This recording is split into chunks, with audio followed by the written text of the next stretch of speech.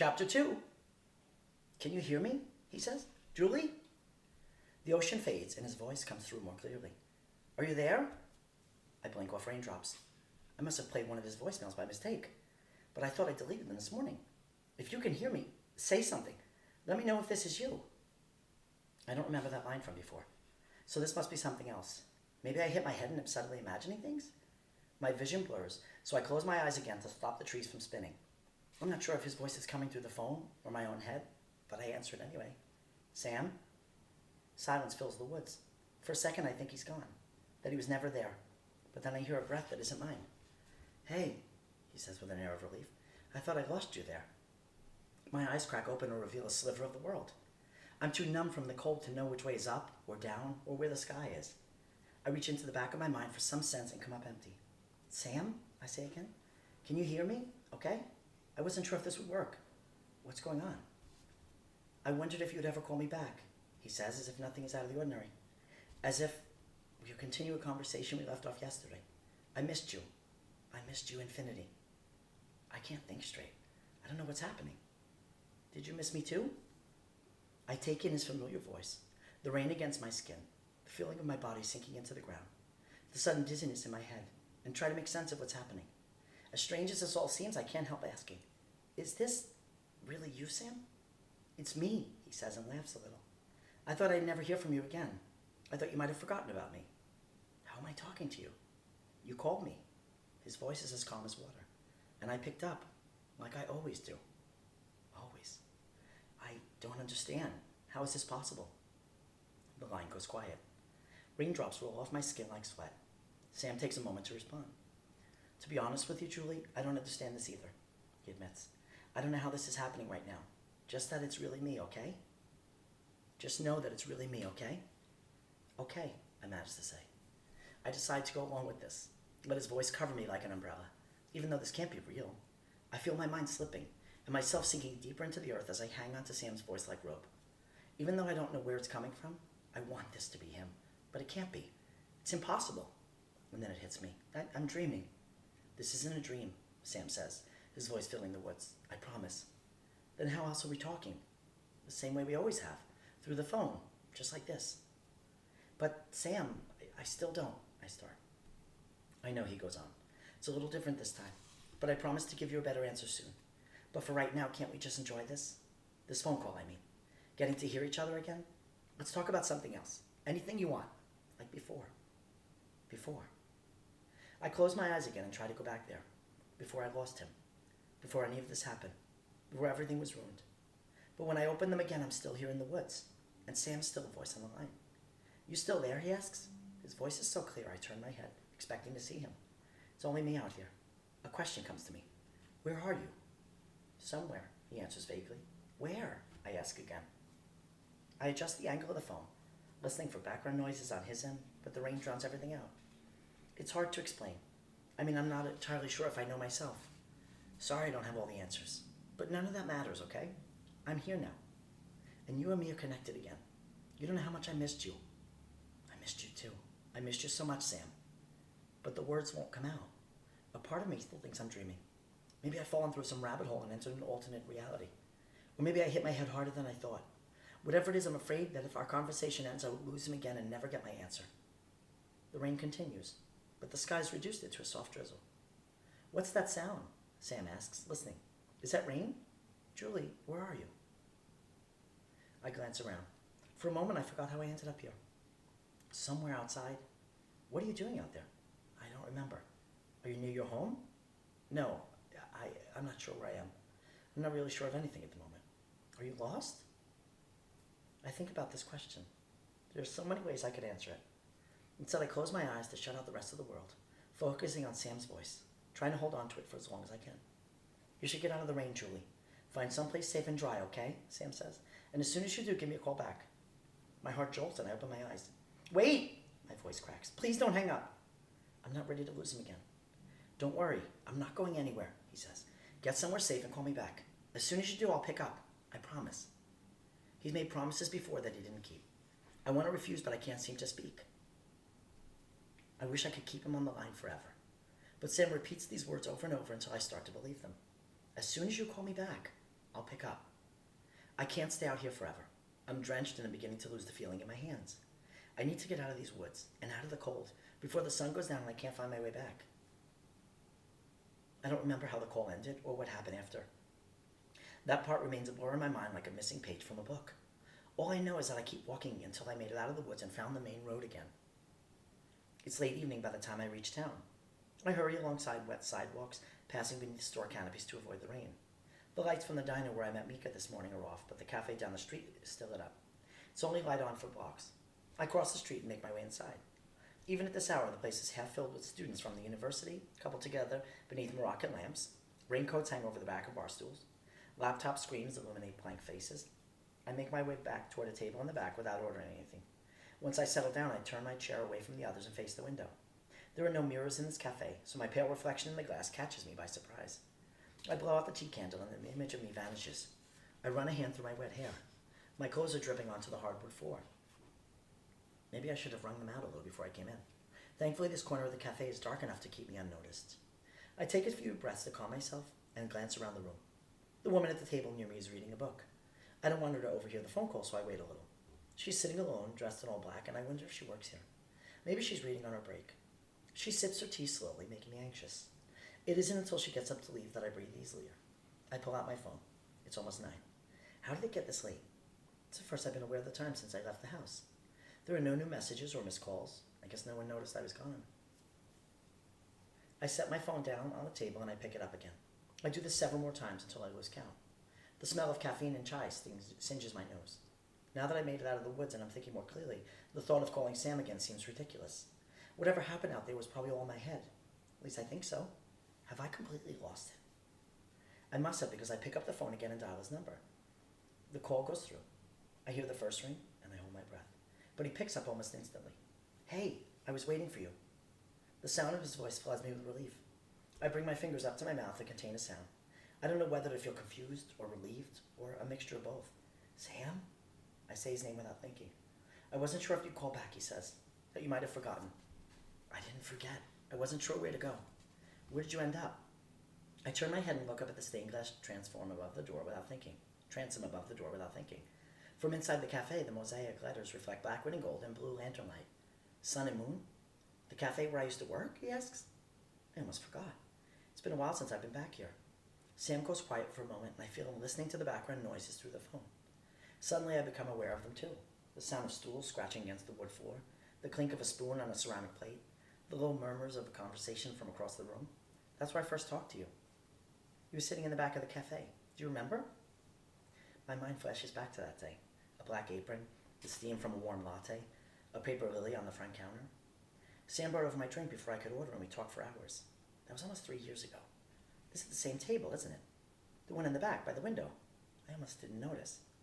You used to order a honey lavender latte. I still remember. You never order that anymore, though. You drink coffee now. At least you try to, he said with a laugh. It feels like yesterday we were sitting here together, but I can't think about this right now. Sam? I say to bring him back. Remember that time you wanted an espresso to finish your paper, but I said it was way too late for that? He goes on almost reminiscently. You kept insisting, so I made it anyway, and you couldn't sleep the entire night. You got so mad at me. I wasn't mad at you, I was just cranky. Remember the concert? The night I got my guitar signed? We ended up at the cafe too, isn't that right? We shared one of those half-moon cookies. You know, with the white icing? The ones you said you don't look like moons at all? Remember that? Of course I remember. The memory is fresh in my head, sending a flutter to my stomach. I was wearing his denim jacket, the one I threw out this morning. We were soaking wet from the rain, exactly like I am right now. My heart is pounding. Why is he bringing these things up again? These memories? I don't think I can't hear any more of them. Why are you doing this? I asked. What do you mean? Reminding me of this. Is it a bad thing? Sam, I start. Something interrupts me. A shoulder with black sleeves emerges as someone pulls a chair around, taking the table behind me. At the same moment, the door swings open as another couple comes in, folding down an umbrella. It's getting too crowded in here. I turn back to face the window and lower my voice. I wish you could tell me what's going on, I say. How do I know if this is real? Because this is real. I'm real, Julie. You just have to believe me. How do you expect me to do that? I feel like I'm going crazy. You're not crazy, okay? Then how am I talking to you? You called me, Julie, and I picked up. Like always. It's the same thing he said before, but it isn't enough. I didn't expect you to answer. I didn't expect to hear from you again. Are you disappointed, he asks. His question surprises me. I'm not sure how to answer it. That's not what I meant. I only meant I don't know what to say. My mind's too far away and scattered to concentrate. Someone drops a spoon and it echoes across the room, and I hear laughter at the other tables. It's getting too loud in here. More people pour in through the door, and I feel like the cafe's shrinking and myself is about to get crushed. Julie. Sam's voice pulls me back. It's the only thing holding me together. I know nothing makes sense right now. The two of us talking again. I'm sorry I don't have all the answers for you. I wish I did. I wish there was a way to prove this is real. You just have to believe me, okay? I don't know what to believe anymore. More voices fill the room. Then comes the sound of footsteps, followed by a blur of jeans and blonde hair. The couple came in appear with hot drinks, taking the table across from me. I try to steal a glance from the corner of my eye without them noticing. In a second, I recognize a voice. My stomach drops. Taylor settles into her chair as Liam sets their drinks down. Sam's old friends. They've been dating for almost a year now. They were there at the bonfire the night he died. I turn myself toward the window and lower my head a little, letting my wet hair fall across the side of my face. Of all the people from school I could have run into, it had to be them. I'm sure they noticed I wasn't at the funeral. I bet they have a lot to say about it. Sam practically grew up with them. They formed a close-knit group that used to hang out before I moved here. The group fizzled out a little when Sam and I started seeing each other. I suspect Taylor had her own reasons for this. When I asked Sam why they didn't like me, he said people around here have a thing against people who grew up in the city, probably because of our family's political differences. Taylor's dad drives a gas-guzzling truck while mine drove an environmentally friendly car. Kids roll their eyes when he used to drop me off in front of the school. My dad hated it here. He couldn't wait to leave this place. Maybe they haven't noticed me. I'm too scared to check. I'm deciding whether to wait until they leave or to move to the bathroom when a bright light blinds the side of my face, and I look up. Taylor lowers her phone that's pointed right at me.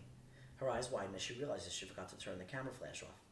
Liam sips his drink, pretending nothing happened. They don't apologize or say a word to me.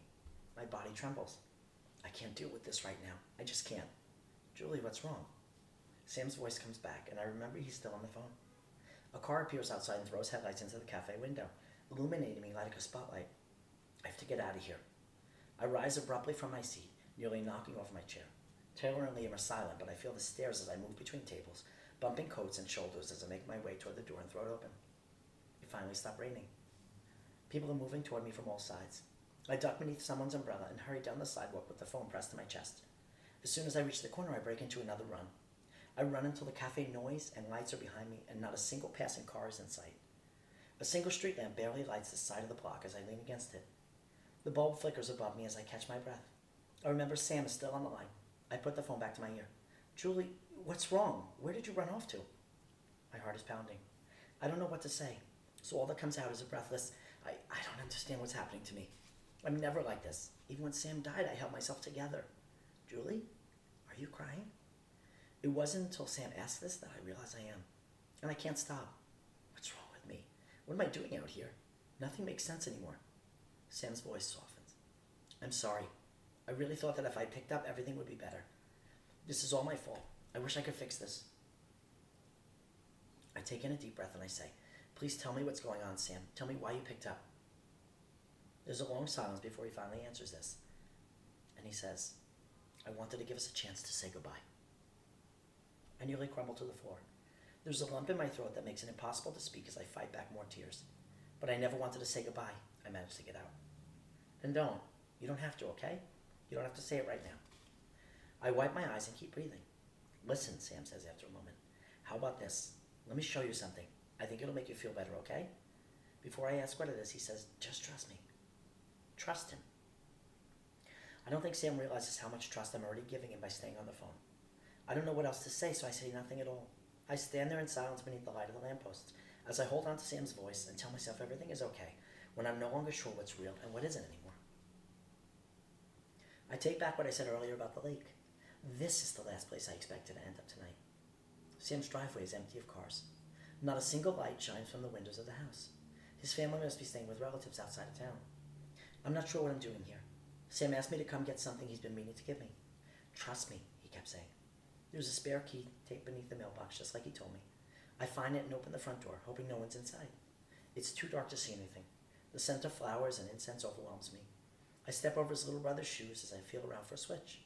A single lamp flickers on and I look around. The living room is filled with flowers that are beginning to wilt. A beautiful wreath of chrysanthemums hangs near the mantel. This must be all for Sam. Sam's voice comes on the line. Is anyone home? He asks me. I don't think so. It's too quiet in here. That's weird. Where is everyone? There are a bunch of flowers for you, though, I tell him. The house is full of them. Flowers? Sam repeats, a note of surprise in his voice. Interesting. Are yours there too? Mine? I look around the room anyway, knowing full well nothing here is from me. Not even a card. A knot of guilt forms in my chest and I feel terrible again. I don't see them here is all I say. I'm sure my mom kept them somewhere else, Sam says. Maybe. I don't want to be here anymore, so I take my shoes off and head upstairs. It's so strange to be alone in the house. I tiptoe past his little brother James's room, even though he isn't there. Maybe it's out of habit. Sam's room is at the end of the hall. His door is covered with band logos and NASA stickers. The doorknob is cold to the touch. I take a deep breath before I twist it open. I don't need to turn on the light to know something is different. The curtain is drawn, giving me enough moonlight to see the boxes in the room. Some of the shelves have been cleaned. It looks like Sam's parents have started to pack things, leaving only the bed sheets and the smell of them. I take another breath. I never thought I would be back in here again. You still there? Sam's voice brings me back to him. Sorry if my room's a mess. He always said this right before I came in. What am I looking for? It should be somewhere on my desk, Sam says. I wrapped it up for you. I go through his desk, behind the computer, under folders, in the drawers, but nothing's there. Are you sure? Try the middle drawer again. Nothing's there, Sam, I tell him, and I glance around the room. It might be in one of the boxes. What boxes? I almost don't want to tell him. There are boxes in your room. I think your parents are packing things up. Why would they do that? I give him a moment to think this through. Oh, right. I guess I forgot for a second there. I can look through them if you want me to. I say. Sam doesn't hear me. Why would they pack my things up so soon? He says more to himself than to me. I haven't been gone that long, have I? You know, I can't speak for your parents. But sometimes it's just hard to look at these things, I try to explain. I guess so. I turn on the desk lamp to see the room better. The boxes are half filled with Sam's clothes, books, CDs, and record collection, and rolled up posters. So many things I thought I'd never see again. I suddenly remember the things I threw out this morning. Here they are right in front of me. Sam's Radiohead t-shirt, his Mariners hat he bought when we were in Seattle, even though he knows nothing about baseball. It still all smells like him. For a second, I forget what I'm even looking for. Did you find it yet? Sam asks again. I open another box. This one's full of recording equipment. Sam must have spent the last 6 months saving up for this microphone. He always talked about recording his own music. I told him I'd help him with the lyrics. Sam wanted to be a musician. He wanted his song to play on the radio someday. He wanted to make it in the world. Now he'll never get the chance. I find the gift eventually. It's wrapped with magazine pages and filled with tissue. It's heavier than I expected. What is it? Open it, Jules. Just open it, Jules. I tear it open, letting the wrapping paper fall to the rug. It takes me a second to realize what this is. Wait a second. I turn it over in my hand, trying to make sense of what I'm holding. The winged bookend. The same one I threw out this morning. But it can't be. Sam, where did you get this? At the antique shop. It's the other half you were missing. I examine it closely. He's right. This isn't the same one I kept in my room. It's the long lost half we couldn't find. But I thought someone bought it by the time we came back. That was me. What do you mean? That's the surprise, Sam says with a laugh. I went back and got the other piece for you. I just let you think it was gone. That way it would be more special when you finally got to put them together. When the wings are complete, it's pretty romantic, right? Except I don't have the other wing anymore, because I threw it out. And now the two pieces will never be reunited. I can't believe I ruined his gift. I ruined everything. I was expecting a big reaction, Sam says, noticing my silence. Did I do something wrong? No, you didn't. It's only I swallow hard. I don't have the other piece anymore, Sam. Did you lose it? I clench his bookend. No, I threw it out. What do you mean? I threw everything out, I tell him. All of your stuff. I couldn't look at it anymore. I was trying to forget you. I'm so sorry, Sam. Silence fills his room. I know he's hurt by this, so I tell him. I tried to get them back, but it was too late. Everything was already gone. I know I'm terrible. I'm sorry. You're not terrible, Sam says. Don't say that. I'm not mad at you, okay? My eyes water again. But I ruined your gift. You didn't ruin anything. You can still keep it. It'll be like before. Before? What does he mean by that? There's no going back there anymore. But the rest of your things are still gone. I'll never get those things back again. Sam thinks about this. Well, how about you take something else of mine? Anything you want from my room. I'd already thought of this, but I was afraid to ask. Are you sure? Of course. Anything at all, he says. I want you to have it. I keep him on the phone as I go through the boxes again. This is so strange. A complete reversal of what I was doing this morning. I take the Radiohead t-shirt and a few other little things. A guitar pick, band bracelets, the hat he bought on his trip to Tokyo. And then I head to the closet and slide it open. There are still some clothes hanging, but I find it immediately. There it is, his oversized plaid, button-down shirt. Sam wore it almost every day, regardless of the season. I guess even his parents couldn't throw it away. I take the shirt from the hanger and put it on. For a brief second, I feel his hands on me, but it's only in my head. I wipe my eyes with a sleeve. After a moment, I walk over the bed and lie down. The phone feels warm against my cheek. It's been a long day and an even longer week, and I don't realize how exhausted I am until my body rests on the mattress that feels as safe as my own. Sam tells me I can stay in his room as long as I need. I don't even have to say much. I just stay on the phone listening and feel him there on the line with me. After a moment, almost out of the blue, Sam says, I'm sorry. For what? I ask him. For all of this. At first, I still don't know what he's apologizing for, but then I realize what he meant. At least I think I do. Me too, I whisper. Sam stays with me on the phone for the rest of the night and we talk until I fall asleep, just like we've done 1,000 times before.